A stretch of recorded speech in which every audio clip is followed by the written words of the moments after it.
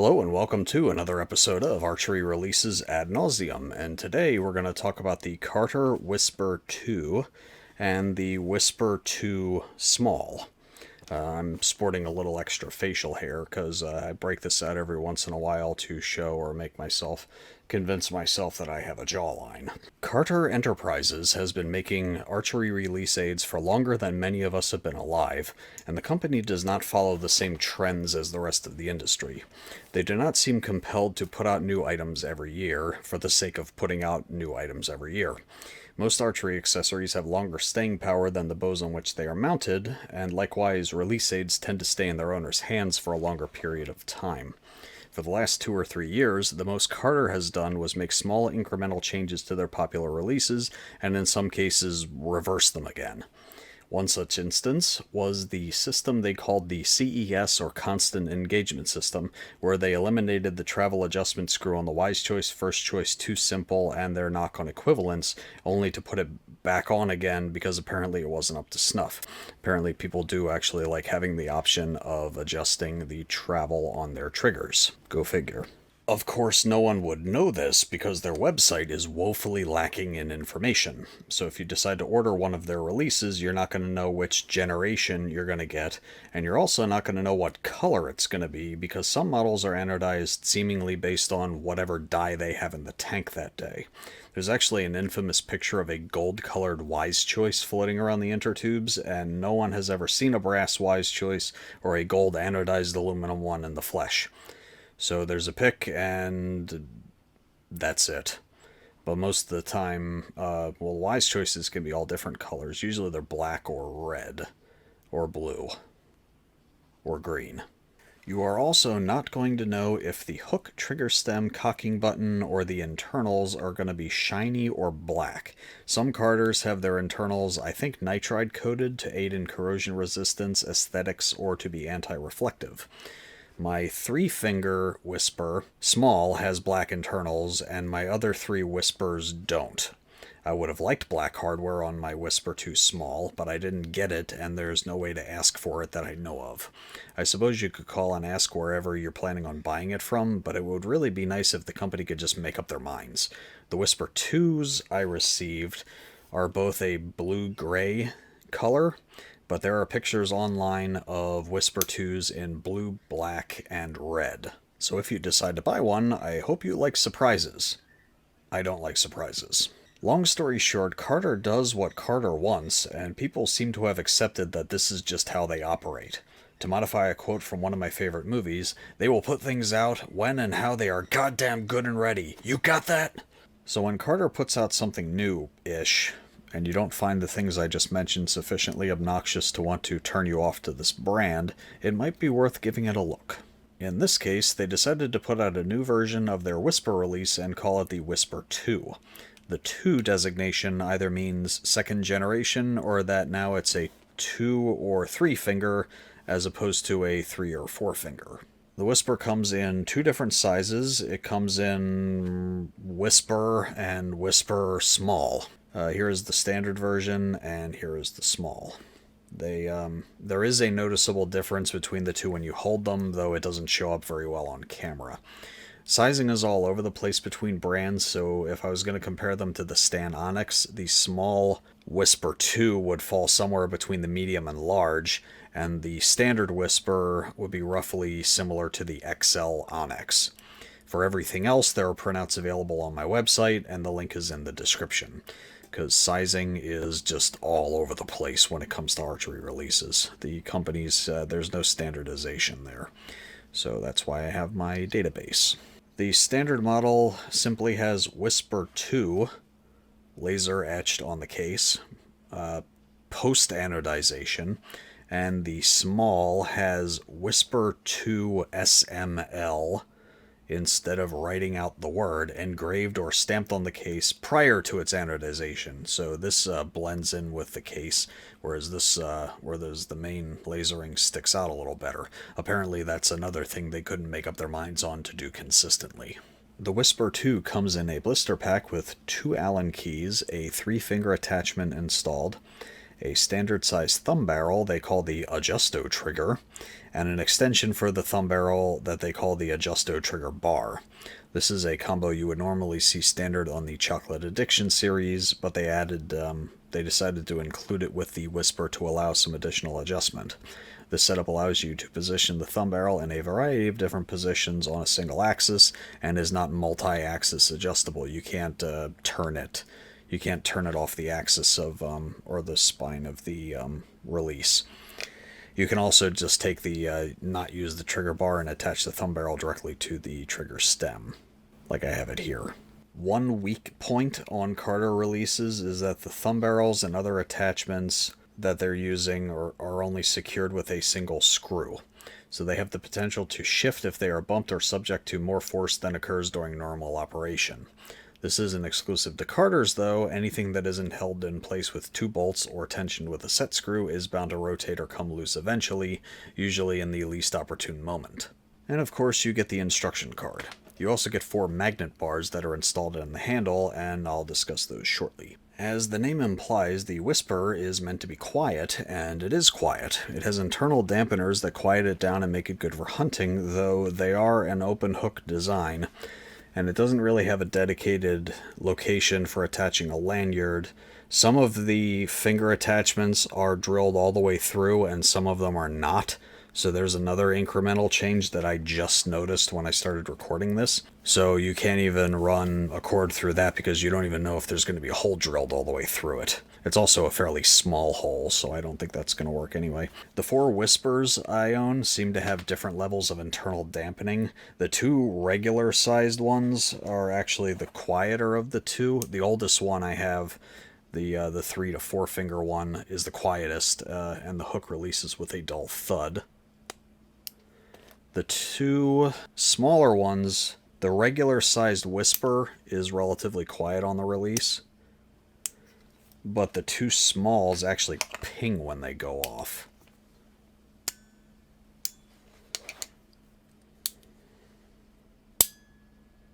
Actually, the 3-finger Whisper, the 3-finger Whispers are apparently officially discontinued on Carter's website because now all they have are the Whisper 2s.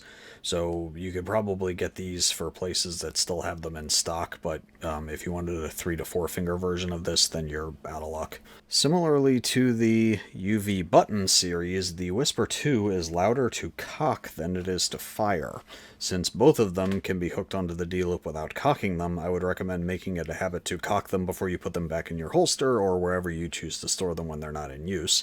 That way, if you use them to hunt, you are minimizing the amount of sound that they make. I'm going to show you the UV button. Sooner or later, I'm going to do a sound test for this, but here it is cocking, and here it is firing. And then the Carter Whisper.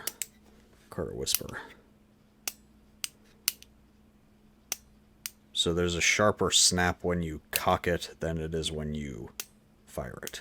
So as stated above, the older models of the Whisper have a solid 3-finger handle with an outboard finger attachment to use as a pinky finger rest. The Whisper 2 is a 2-finger handle with the outboard finger attachment to serve as a rest for your ring finger. The finger attachment is the same. They didn't size it down for the small. So it's the same finger attachment on both models of Whisper, but it is generic and small enough to not feel oversized when using the small. The Whisper is one of 2 Carter releases with a sweep adjustable finger attachment. Pretty much their entire other line is solid handles. The other release is the Ember, if I'm not mistaken. I haven't actually gotten my hands on one of those yet. They're not that easy to get a hold of used. The finger attachment is the same size on both the small and the regular, and is attached to the spine of the release via 1 socket head cap screw. It is not difficult to pull it open, but I think it should stay put with normal use. I can cinch this down a little harder if I wanted to. If you push it fully against the spine, you get a pretty straight handle, but you can rotate it up and put your ring finger on the area that faces into the handle for a more swept feel. It's smooth and curved slightly, so if you use it that way, it can actually provide a spot to rest your pinky as well. So this sucker actually can accommodate 2, 3, or 4 finger operation. and that was kind of a pleasant surprise. It's a little bit of it's a big sweep, but then so is their insatiable model, which is right there. Tension adjustment on the Whisper 2 is done via magnets. So if you have a pacemaker, this isn't the release for you. You're also going to want to keep it away from your wallet in case they manage to demagnetize your credit cards. So better safe than sorry. Put it somewhere other than your pockets. It comes with 4 bar magnets. 3 are for use under the trigger and 1 goes under the hook. It is required for proper operation, try to say that 3 times fast, to use at least 1 magnet under the trigger and 1 under the hook. If you choose to use just 1 trigger magnet, as they are referred to in the instructions, the other 2 can be stored in these little holes in the handle. To change them out, you press on them with a punch or 3/32 or smaller Allen key from the side of the case that has the writing on it, and slide them out fairly easily. Be careful not to let them clank together too hard, or they may break. They're probably neodymium magnets, and they are very brittle. They also flash like magnesium when you light them up, but yeah, don't set your magnets on fire. It is also possible to knock them out of their holes if you tap the case hard enough on something, so if you manage to drop your release, check your magnet holes and make sure that they're still there. The number of magnets you use and the holes in which you place them determines your trigger tension. It only says that you use 1 trigger magnet and the one under the hook, and you would push out 1 or 2 to achieve the desired effect. You basically get 6 possible settings, and the instructions that come in the pack, which I actually read this time before the review, do not actually explain how to arrange the magnets to get those settings. So I'm going to show you now.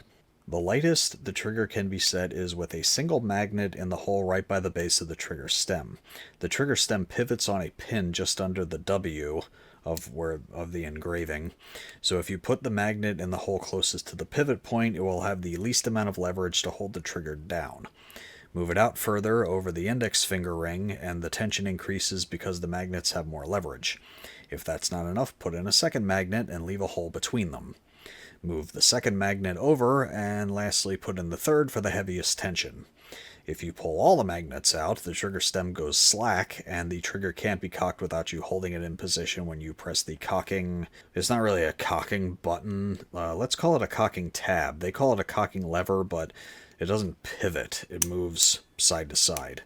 So it isn't levering anything. The chocolate series has an actual lever. It actually tilts like it's levering. The hook on the Whisper 2 is open and exposed, and the neck on it is Stand Perfect's short neck levels of close to your fingers. On the small, my middle finger grinds on it when I hold it, and if I grab a handful of it to draw, it pokes the second knuckle of my middle finger.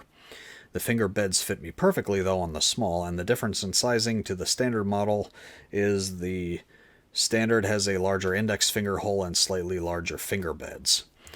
So the hook height is still the same between them. So if you have thicker fingers, if you got meaty mitts, then this may be uncomfortable for you to use. The hook on the Whisper 2 is also held closed with a magnet, and the magnet under the hook is capable of being pressed out the same as the trigger magnets. I'm not sure why you would need to do that, though. Most releases have it captured or otherwise impossible to remove without taking the release apart, like the UV button, the magnet's actually in the case. Instead, Carter decided to make it possible to have it lost or misplaced. I don't know why. Carter does what Carter wants. That said, the release is capable of functioning with that magnet removed, but you have to hold the hook closed when you cock it because the hook will not close when the release is cocked. It's not one of the ones where you can cock it and then press it closed like a just because. This one, if that hook is up and you cock this, it will not seat in place. It'll stay loose. That being said, since it's an open hook design, it's not really an issue, and if you have the magnet installed, it will usually rebound after the shot, and the magnet will hold it in place, ready to be cocked again. The older versions of the Whisper, and consequently my regular-sized Whisper 2, have travel adjustment in the form of a socket head screw sitting between the trigger stem and the cocking tab. However, functionally, they don't really do much, and I think it's a function of using magnets instead of a tension spring. If you turn it clockwise until the release fires and then back it off a little, as you would to set a trigger for minimal travel, it doesn't feel any different than if you loosen it until it almost falls out. Consequently, if you like some travel in your thumb trigger, then you're out of luck with this release. Now, in typical Carter fashion, the standard Whisper 2 that I received, which I bought after I bought my small, has a threaded hole and a set screw to adjust the travel. The small one does not. The small does have an extra stage in the brake that the standard model doesn't. It clicks once where the hook actually releases, and then again when it hits the bottom of the trigger's travel.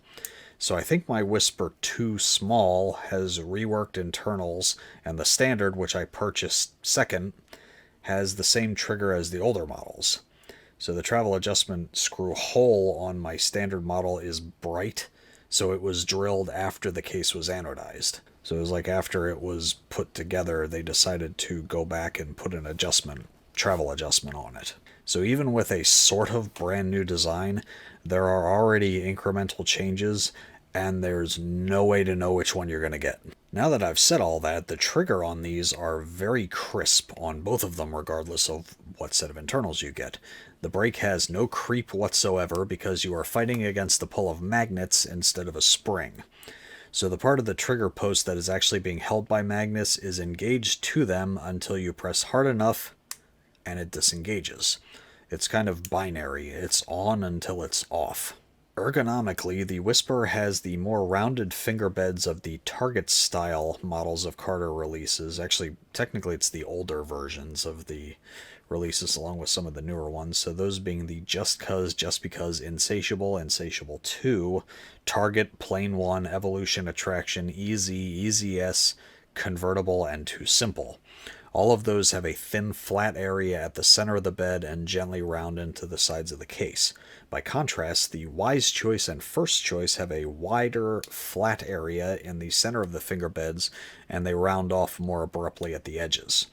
So the former is going to feel more fitted to people with smaller or medium-sized hands, and the latter will be better for those with larger hands.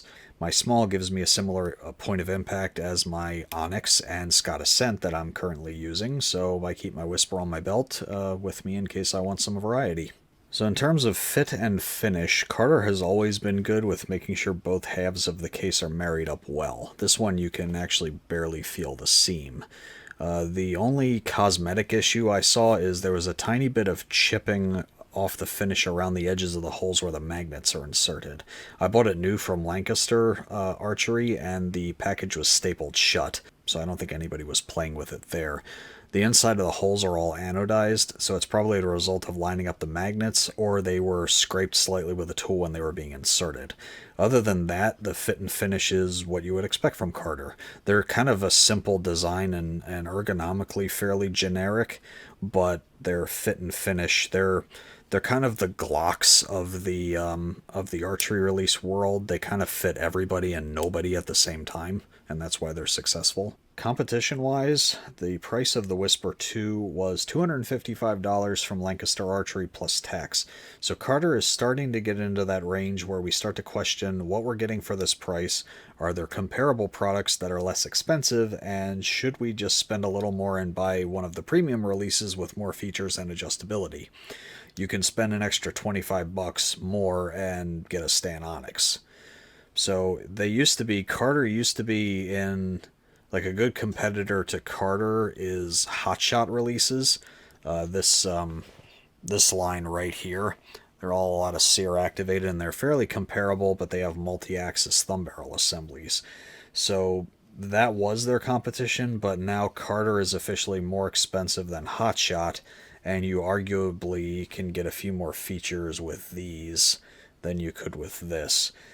Still a solid product, and like I said, I'm actually using it myself because I think it actually feels pretty good for me. Feeling is subjective though, so if it works for you, that's great. If not, there are a myriad of other options to choose from.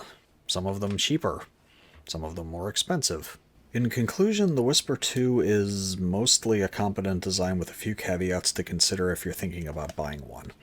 First of all, the color of the one you receive may be different from the one in the pictures in the listing if you buy it online, so check with your seller first to make sure that it is the color that you want.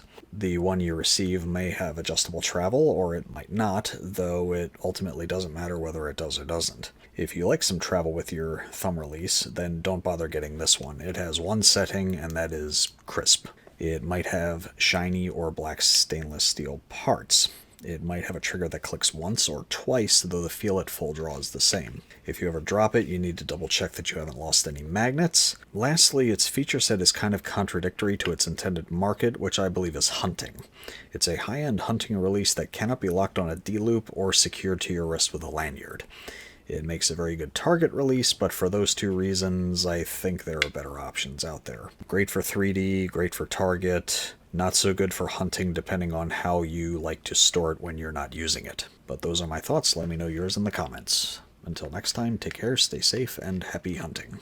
You would normally see standard on the chocolate addiction, but they decided to include it with the Whisper 2 to allow some additional adjustment. Adjustomization is what I almost said. That's actually, I may have to make up my own word.